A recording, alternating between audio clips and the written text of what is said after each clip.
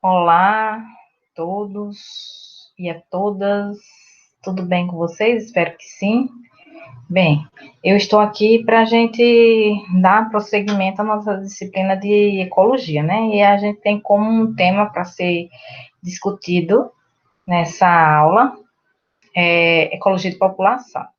Aí eu queria dizer para vocês que eu combinei com o professor Tiago que esse módulo 7, que inicialmente iria ser de 4 aulas, né, 2 encontros, 4 aulas, será de 3 encontros, ou seja, 6 aulas, tá? Correspondendo a 6 aulas. Vou fazer 2 gravações aqui, e aí depois eu faço as mudanças nas cartas de navegação, tá? Então, vou dividir em 2 blocos. Espero que tudo dê certo, que sempre tem alguma coisa para dar errado nesse negócio aqui de informática, né?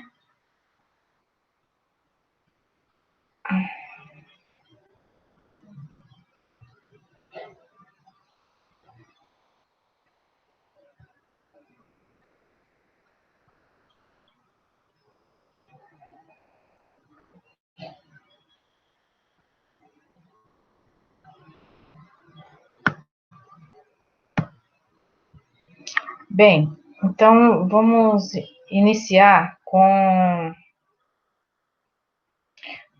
a nosso assunto de ecologia de população. Bem, nós sabemos que população é um conjunto de indivíduos de uma espécie dentro de uma dada área.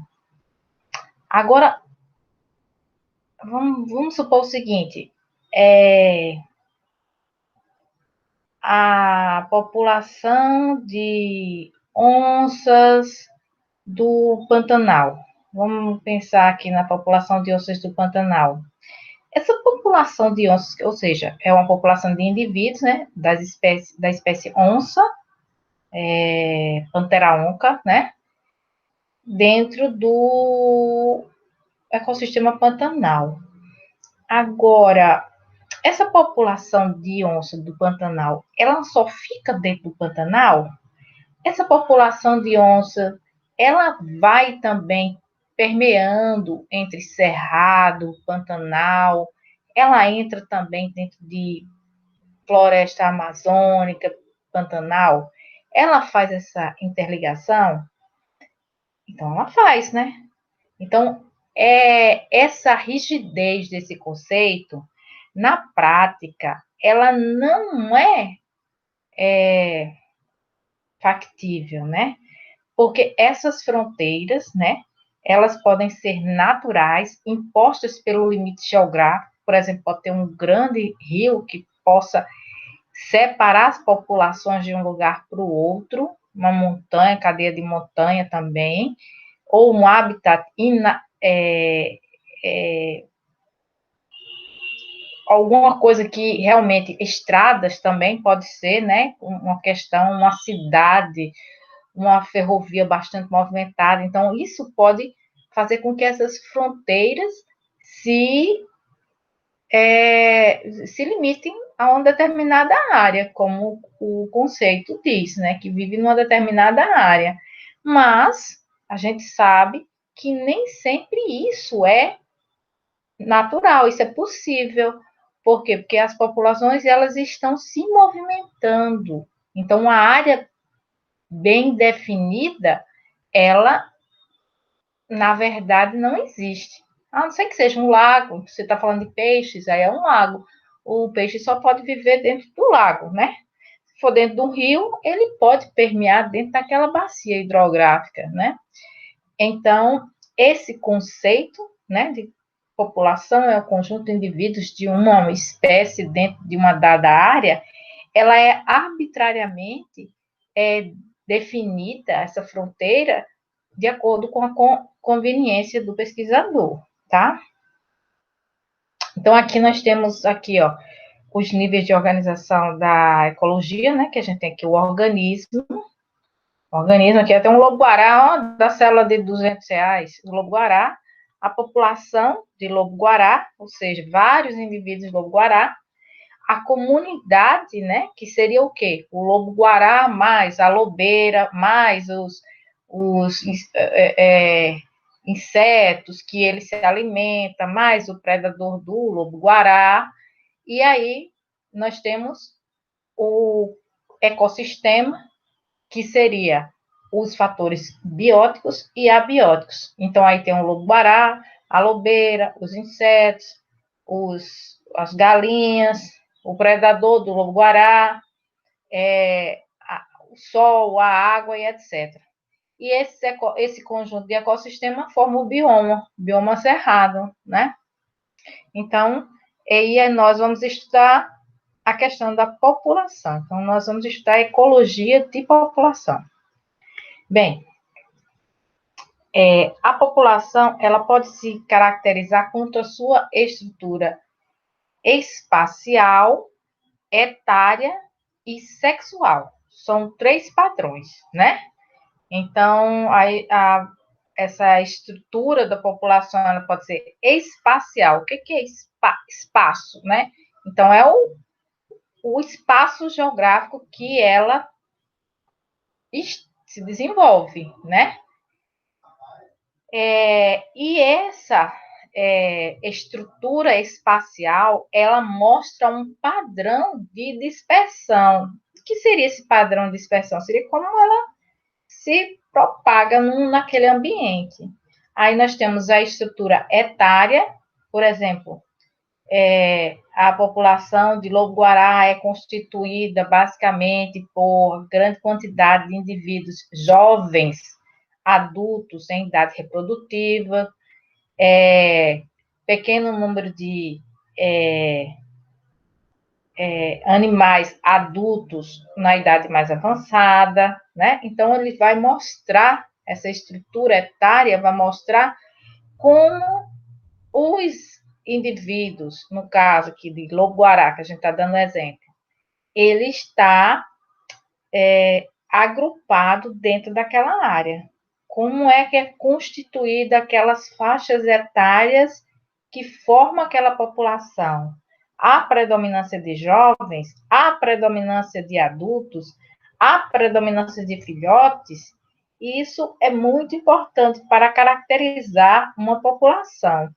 Eu poderia dizer que se eu tenho uma grande quantidade de filhotes, quer dizer que em breve eu vou ter um aumento dessa população, né?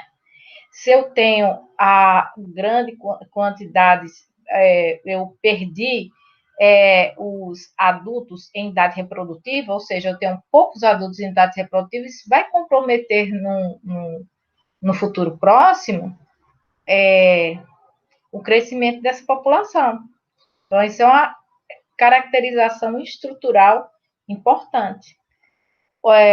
Outra caracterização também estrutural importante é a sexual, que são as proporções, né, de machos e fêmeas, que cada espécie tem uma proporção sexual que é característica de sua espécie, né?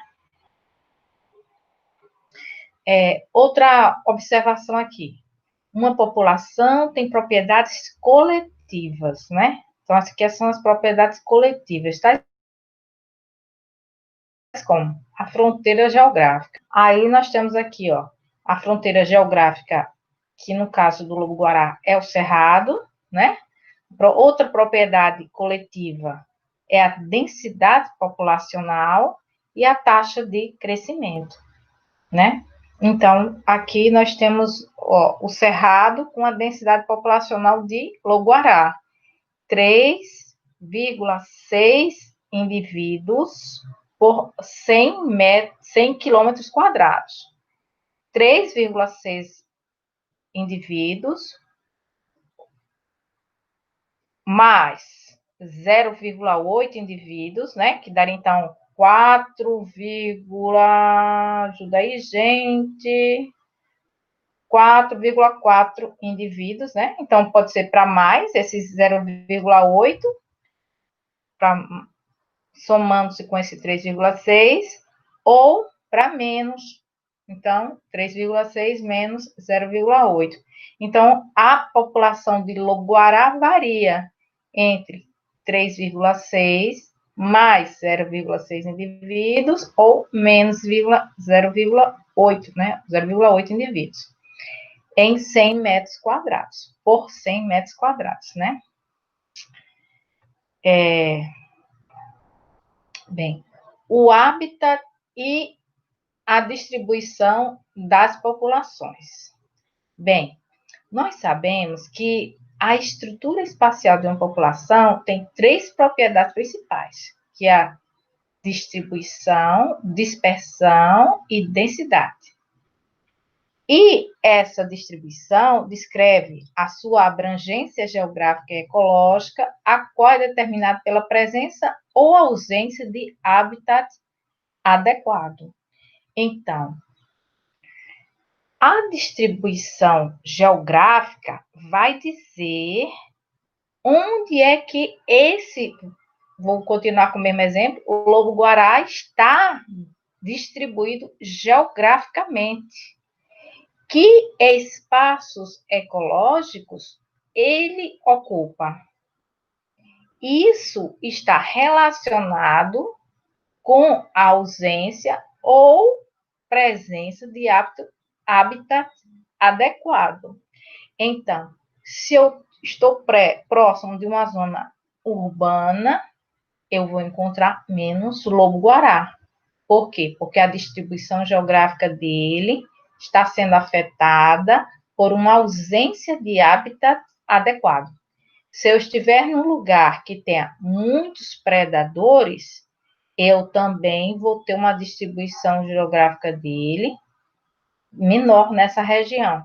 Por quê? Porque ele vai estar também afetado pela essa ausência de hábitat adequado com esse número elevado de predadores, né? Então, essa distribuição da população, ela está determinada pela qualidade do habitat, né? E por que a gente estuda uma população? Porque a partir do estudo dessa população, a gente pode verificar se ela está crescendo ou se ela está diminuindo, né? Vamos dizer o seguinte, vocês já ouviram falar do Projeto Tamar, não é isso? O Projeto Tamar é aquele projeto da tartaruga marinha. E aí, esse projeto é muito interessante, como ele foi inicialmente pensado. Então, o que o projeto faz? O projeto, ele protege os ninhos das tartarugas, né? E ele acompanha a eclosão desses ovos, dessas tartarugas, para que diminua o máximo de predação durante aquela fase inicial de crescimento da tartaruga. Aí eles fazem a contagem populacional das tartarugas e verifica então se está crescendo ou está diminuindo a população de tartarugas marinhas. E aí, vocês já viram a respeito sobre o projeto Tamar? Bem, por que outra razão que a gente estuda a população? Qual a composição genética da população? Por que isso é importante? Por que é importante conhecer a genética de uma população? Para evitar o que a gente chama de erosão gênica, que através do endocruzamento, endo é dentro, então é o cruzamento entre primos, entre irmãos, ele comece a aparecer malformações e eu vou perder a qualidade genética daquela espécie. Então, por exemplo, quando eu tenho casos de espécies que estão no nível muito crítico de suas populações, eu posso, por exemplo, liberar alguns animais que estavam num cativeiro para fazer claro, uma readaptação ao ambiente natural e posteriormente fazer uma soltura. Mas seria interessante se eu soubesse a variabilidade genética dessa população. Por quê? Porque caso essa população seja muito semelhante à daquela população que está na natureza, eu vou diminuir a variabilidade genética dessa população e aí eu posso ter problemas de má formação daqueles indivíduos que eles estão presentes. Além disso, quando eu aumento a variabilidade genética, eu aumento, vamos supor, a resistência a algumas doenças, né? Então, por exemplo, a gente sabe que se você tem casos de pessoas cardíacas na família, ou você é cardíaco, tem grande chance disso ser herdado, porque as doenças cardíacas têm uma forte ligação genética. Então, se acontecer alguma coisa assim, que comprometa o coração daquela família, né? Vamos supor, todo mundo. Igual aquele negócio do jogo do Flamengo, a pessoa. Morreram duas pessoas, né? Durante o jogo do Flamengo, né? De ataque cardíaco. Então, quando o Flamengo estava jogando contra quem mesmo, hein? É um time aí no exterior, né? Então, quando você tem assim essa grande predisposição genética, você tem uma chance grande de morrer daquela doença. Quando você amplia a sua variabilidade genética, então um morre de doença cardíaca, o outro morre de câncer, o outro vai morrer de sei lá de quê, doenças respiratórias. Então, não vai ser só um fator determinante, né? Então, aí você pensa na questão, por exemplo, de uma espécie que está em risco de extinção. Então, tem que fazer uma pesquisa populacional dessa população, né? Uma pesquisa genética. Outra questão, né? Por que estudar a população? Para ver a sua distribuição espacial. Então, dentro do cerrado, o lobo-guará está lá dentro do cerrado, mas o cerrado tem várias fitofisionomias, não é? Fitofisionomia? Cerrado escrito senso, cerrado lato senso, campo limpo, campo sujo, mata de galeria, não é isso? Então, será que o lobo-guará, ele percorre todos esses ambientes? Todos esses ambientes garantem qualidade de hábitat para o lobo-guará? Então, não. Ele vai ter determinadas afinidades a certos tipos de fitofisionomias do cerrado. Então, a distribuição espacial dele obedece uma lógica ecológica constituída através da evolução da espécie, né? Outra questão, né? Porque através da evolução a gente pode conhecer a ação da seleção natural sobre certas características, né? Como foi falado aqui, ó, o lobo-guará, ele gosta de um cerrado mais estrito senso, né? Que ele possa se movimentar mais facilmente, predar determinados animais, né? Ter acesso a determinados tipos de frutas que ele também se alimenta, né? Através da pesquisa da população, a gente pode saber mais sobre silvicultura, né? A gente pode maximizar a sobrevivência de espécies arbóreas. Esses dias eu estava assistindo o Globo Rural, por exemplo, e foi domingo passado. Tinha um evento lá, não sei se vocês assistiram, que ele falou sobre o gado criado no sistema silvopastoril. Então, silvicultura quer dizer cultura de árvores, né? Então, eles pegam plantam linhas de eucalipto e entre aquelas linhas de eucalipto eles colocam a forragem. E depois eles soltam gado lá, né? E faz um rodízio dessa forragem, né? Coloca os piquetes lá e o gado vai e come, depois libera outros piquetes, depois ele vai e come. E aí a pesquisa dizia que a produção leiteira do gado em áreas arborizadas, ou seja, o gado criado no sistema silvopastoril, ela é maior. A produção, até a formação do pasto, ele tem mais digestibilidade dentro do sistema digestório do gado do que a mesma espécie de capim, a mesma forragem plantada lá no meio do sol quente.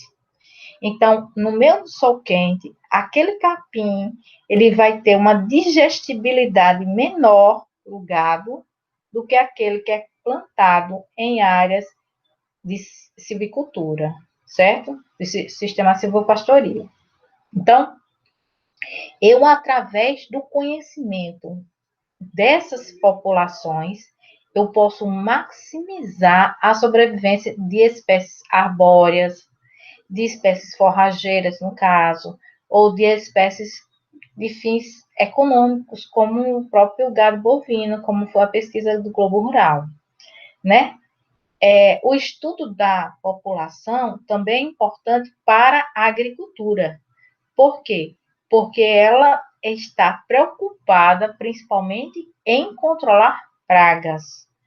Então, na agricultura, você vai plantar lá arroz, feijão, milho. Então, você vai planta lá, se tiver os nutrientes adequados no solo, né? A planta cresce, mas aquilo é gostoso, né? Não é bom só para a gente.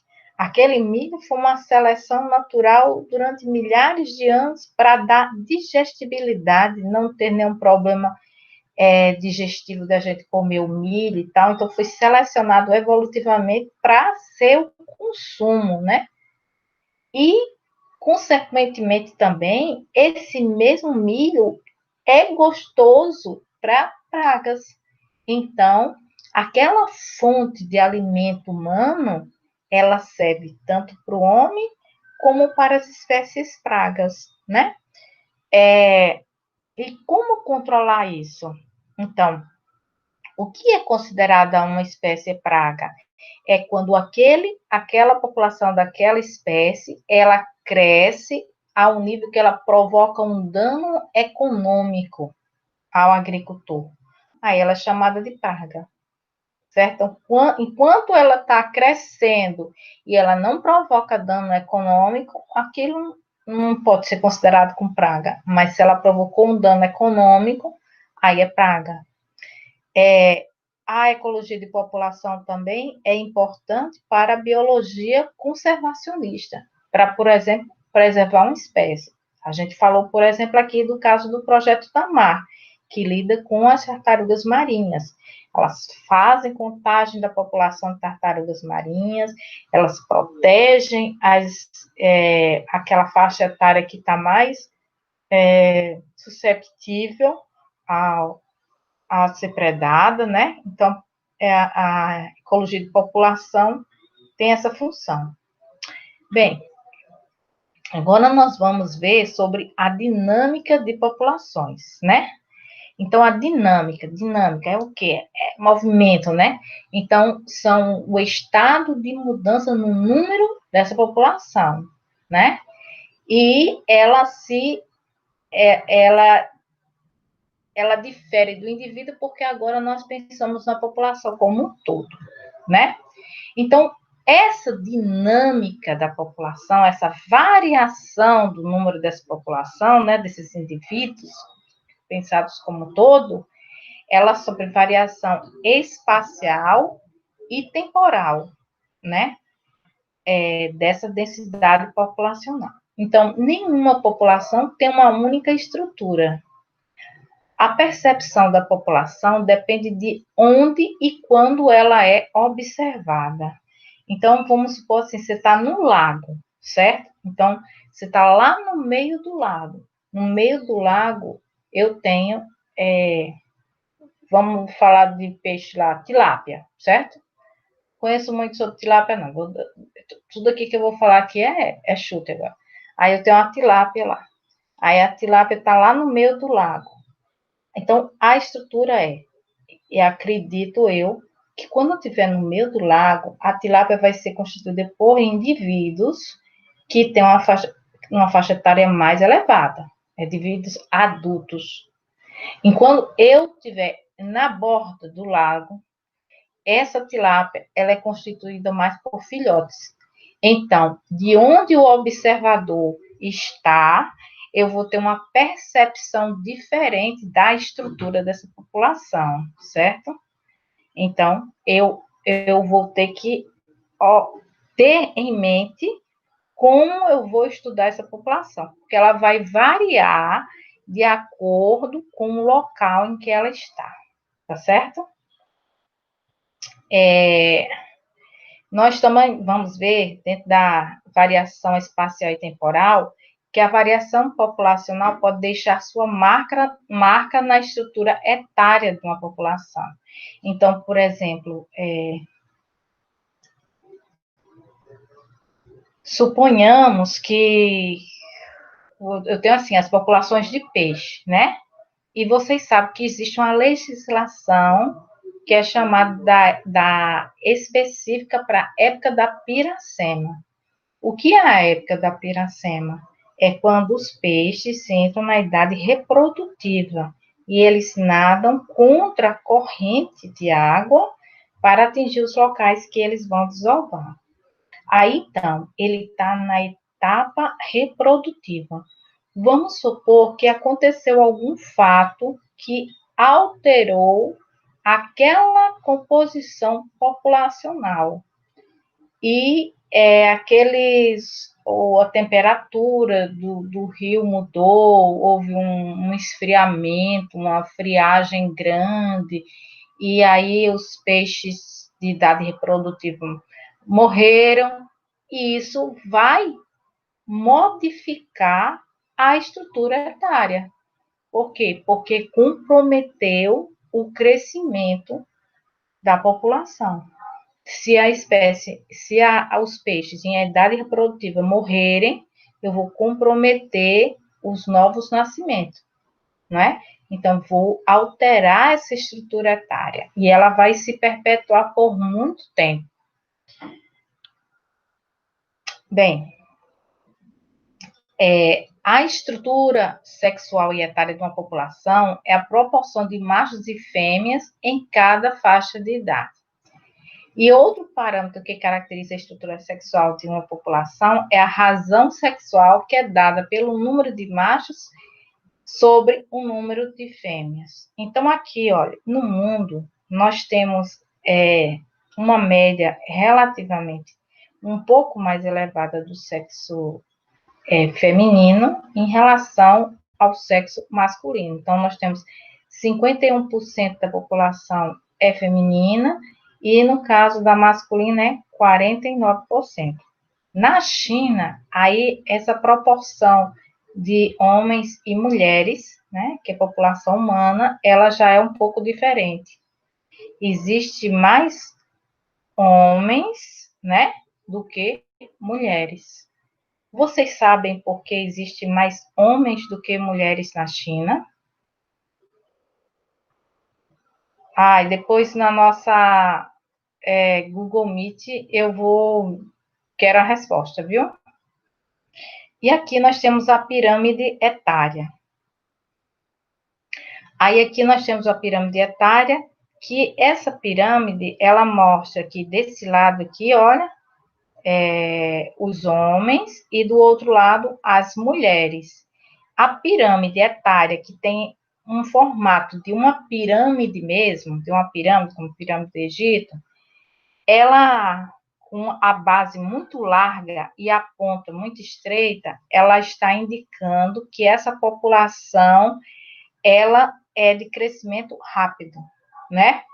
Observe aqui que essa pirâmide etária, ela é formada por várias camadinhas, né? Então, aqui nós temos essa camada aqui de base, que é o -5 anos, né? Menos de 5 anos. Aí, depois tem outra fatiazinha aqui da pirâmide, escadazinha da pirâmide, que é de 5 a 9 anos. Depois, 10 a 14 anos. E depois vem essa daí, ó, 15 a 19, de 40 a 44 anos. Observe que entre 15 a 44 anos está dentro da faixa de idade reprodutiva, né? Então, essa pirâmide no qual tem muitas crianças e depois vai estreitando até os adultos e os velhos diminuírem, indica que essa população ela tem um crescimento rápido. Quando você tem uma pirâmide, continua sendo chamada de pirâmide, apesar de não ter o formato de pirâmide, viu? Que tem a base estreita, certo? A base bem estreita, e a base estreita e as primeiras camadas de idade reprodutiva também estreitas, ela tem um crescimento lento, ou seja, a idade reprodutiva está recuperando o número de mortes, né? As pessoas em idade reprodutiva estão tendo filhos, e estão recuperando, substituindo, vamos dizer assim, né? Essas pessoas que morreram e acrescentando outras tantas, mas poucas, poucas. Agora, essa outra pirâmide etária aqui, ó, em que o número de crianças é muito reduzido, certo? Olha só, a parte mais estreita que tem é praticamente o número de crianças, é uma pirâmide etária em que a, a quantidade de filhos produzidos não chega nem a substituir aquelas pessoas que morrem. Então, eu não tenho crescimento populacional nesse tipo de pirâmide etária, certo? Então, alguns países no mundo, eles estão tendo problema em relação ao crescimento populacional, no qual o número de crianças é muito pequeno e as pessoas em idade reprodutiva não querem se reproduzir. E aí eu não tenho um crescimento daquela população. Então, países como alguns países da Europa estão sofrendo em relação a isso. A sua população está envelhecendo, está morrendo, está nascendo poucas pessoas, né? Aqui é uma pirâmide etária de população, da população mundial de países subdesenvolvidos. Essa daqui de cima é a pirâmide dos países subdesenvolvidos, embaixo é dos países desenvolvidos. Aí vocês observam, né? O formato de uma pirâmide, como a pirâmide do Egito, é dos países subdesenvolvidos. Isso quer dizer o quê? Que essa população está em crescimento, né? E os países desenvolvidos, ó, observe que a quantidade de crianças é menor do que a quantidade de pessoas adultas em idade reprodutiva. Então, esses países desenvolvidos estão produzindo, ou elas estão estabilizadas, ou elas estão decaindo a sua população. Observe que aqui esse rosa mais escuro aqui são homens, e do outro lado que tem um rosa mais claro são mulheres. Observe que o número de mulheres, principalmente nas idades mais avançadas, é maior do que o número de homens. Por que vocês acham isso? Mais uma pergunta para ser colocada lá no nosso Google Meet, tá bom? E aqui, ó, a estrutura etária das populações. Eu peguei alguns países e suas estruturas etárias. Aí, olha só, observa essa daqui, né? Isso aqui é países desenvolvidos. Olha, essa daqui, vê só essa daqui, ó, sem crescimento. Sem crescimento, com a população de crianças abaixo da idade reprodutiva, baixo, bem pequeno, bem estreito. Sem crescimento. Agora, olha só, Guatemala, Nigéria, Arábia Saudita, uma pirâmide bem perfeita, né? Então, esses países, eles têm uma curva de crescimento rápido, né? Agora, Estados Unidos, Austrália e Canadá já tem um crescimento lento. Espanha, essa terceira pirâmide aqui, ó. Espanha, Áustria e Grécia têm um crescimento zero. Zero. Então, a mesma quantidade de crianças que nascem é igual ao número de pessoas que morrem. Crescimento negativo, ou seja, nasce menos crianças do que pessoas morrem, é Alemanha, Bulgária e Suíça. Então, esses países já têm um crescimento negativo. E o Brasil? Como é que é essa pirâmide etária do Brasil? Então, essa pirâmide etária no Brasil, você vê aqui, ó, que a rosa aqui bem clarinha, não sei se vocês estão vendo, ó, é da época de 1980. Então, em 1980, a pirâmide etária no Brasil era uma pirâmide de crescimento rápido. E depois ela está mudando, ela tá ficando uma pirâmide deformada, no qual a quantidade de crianças, cada ano que passa, vai diminuindo a quantidade de crianças. Então, a gente está fazendo a população ficar cada vez mais velha, com menos crianças, né? Ok. Então, o crescimento populacional humano, ele tem aqui um crescimento exponencial, né? Que é essa curva aqui bem acentuada, parece com a curva lá do coronavírus. Então, a população, ela crescia lentamente, mas quando chegou por volta de 1950 a 2000, ela deu um up tamanho do mundo, né? E aí, no futuro, em 2050, a gente não sabe qual vai ser essa população mundial. E essa imagem eu peguei há muito tempo atrás. Aí eu fui pesquisar uma imagem mais atualizada. Veja bem. Esse aqui também é desatualizado. Ela é de 2000. Esse aqui é um livro bem legal, chamado Decifrando a Terra. Ele é de 2000. Aí ele mostra aqui, ó, no ano 2000, a população humana mundial chegando a 6 bilhões de pessoas, tá? 6 bilhões de pessoas. Aí eu peguei uma mais nova, 2012. Aí ele mostra aqui, ó. Em 1800, a população mundial era de 1 bilhão. Era de 1 bilhão de habitantes. Em 1927, 2 bilhões de habitantes. Demorou, então, quase 100 anos para aumentar 1 bilhão de habitantes. 1960, 3 bilhões de habitantes. Então, para aumentar 1 bilhão de habitantes agora, aqui precisou mais de 100 anos, ó, para aumentar 1 bilhão de habitantes.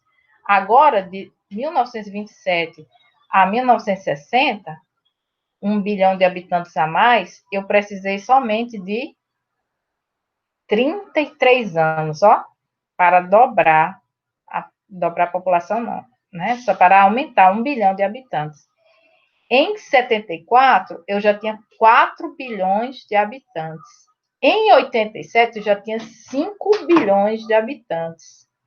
Em 99, eu já tinha 6 bilhões de habitantes. 2012, 7 bilhões de habitantes. A gente está em 2020, né? Mas 2024 a gente vai chegar a 8 bilhões de habitantes. E a curva ela vai dar uma atenuada aqui, ó. 9 bilhões de habitantes somente em 2048. Tá certo? Então, aqui vai dar uma atenuada. Espero eu que realmente isso aconteça, né? Então, eles fazem uma previsão que em 1948 o número da população vai ser 9 bilhões de habitantes. Vocês vão estar com qual idade quando chegar em 1948, hein?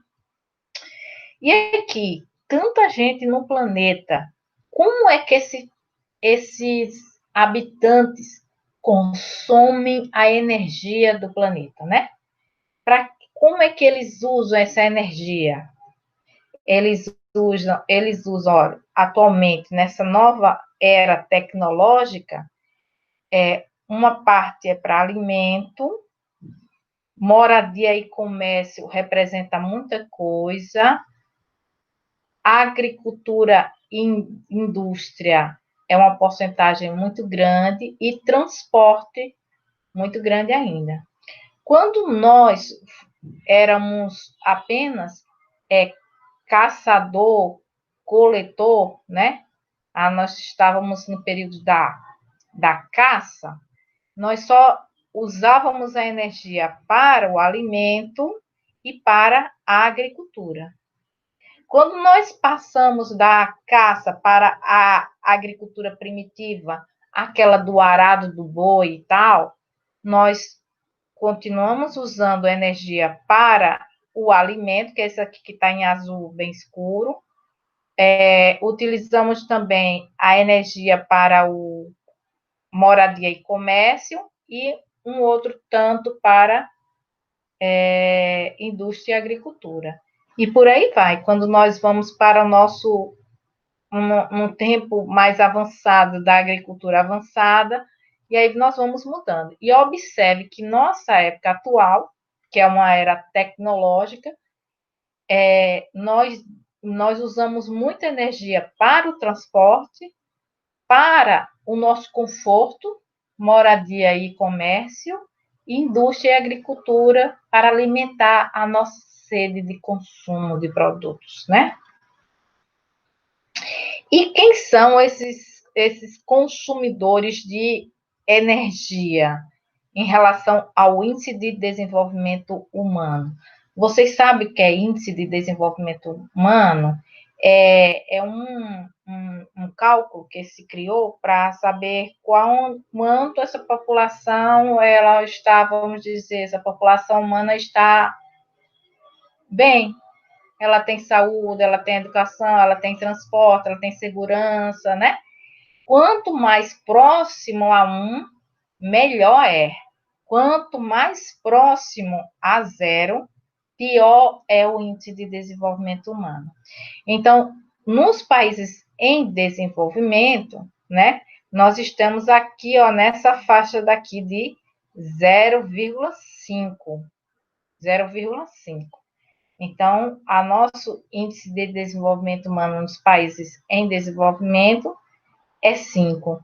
E eles usam muito pouca energia per capita, certo? Agora, nos países que o índice de desenvolvimento humano é próximo a 1, olha aqui, ó, próximo a 1, são esses daqui, né? Próximo a 1, que são países da Europa Ocidental e da América do Norte. Esse consumo de energia per capita é muito alto, principalmente, ó, aqui, ó, América do Norte, tá certo? Então, esses países aqui da América do Norte, ele tem um índice de desenvolvimento humano alto, no entanto, um consumo anual de energia per capita muito grande. Enquanto que da Europa Ocidental, ó, ele tem um índice de desenvolvimento humano muito próximo a 1 e um menor consumo de energia per capita. E nos países em desenvolvimento, eles quase que não têm consumo de energia, né? E aí?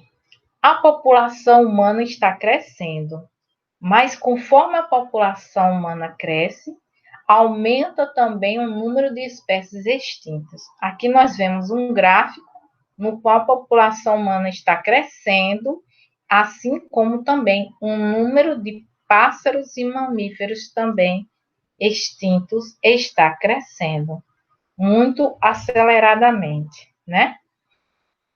E aqui são a estimativa de crescimento populacional em diversos países para o século XXI. Então, aqui nós temos, nós estamos aqui, 2020, mais ou menos, né? 2020, a população mundial ainda é a China, né? A maior população do planeta é da China, mas em breve, lá por volta de 2050, a Índia vai superar a China. E, então, em primeiro lugar, vai ser a Índia, vai superar a China em número de habitantes, depois vai ser a China, e depois vai ser a Nigéria. A Nigéria. Depois Bangladesh e depois Paquistão, né? E a Rússia depois. E Estados Unidos bem estabilizado, ó. A curva aqui dos Estados Unidos bem estabilizada, a curva do Japão também bem estável, sem crescimento, né? Quem está em crescimento aqui é China ou Índia, né? Nigéria, Bangladesh, Paquistão. São esses vão ser os países mais populosos do mundo. E aí, quais vão ser as pressões sobre esses países e os recursos ambientais? Aí a gente vê que esses países são países em desenvolvimento, com baixo consumo de energia. Então, baixa pressão sobre o ambiente também. Aqui nós vemos um mapa da densidade populacional humana. Onde está mais escuro é onde tem mais pessoas. Então, aqui nós temos a Índia, com mais escuro, a China, o Japão, ó, as ilhas aqui do Pacífico, né? Aqui as regiões da África, né? Não sei onde é que fica a Nigéria, não, gente. Eu acho que a Nigéria fica por aqui. E aqui a Europa, né? Que é um continente muito antigo e que tem uma população estabilizada, que vocês já viram lá na Alemanha, por exemplo, está em decaimento, né? Aqui os Estados Unidos muito populoso, tá? E aqui o índice de desenvolvimento humano, onde estão os maiores índices de desenvolvimento humano. Está mais escuro, é mais próximo a 1, que é o ótimo. Estados Unidos, alguns países da Europa. Aqui na América do Sul, o melhor país aqui é o Chile e a Argentina, né? São os países com o melhor índice de desenvolvimento humano. E aqui nós vemos a curva de sobrevivência. Eu vou dar uma pausa aqui, tá bom? E eu já volto um pouquinho com vocês.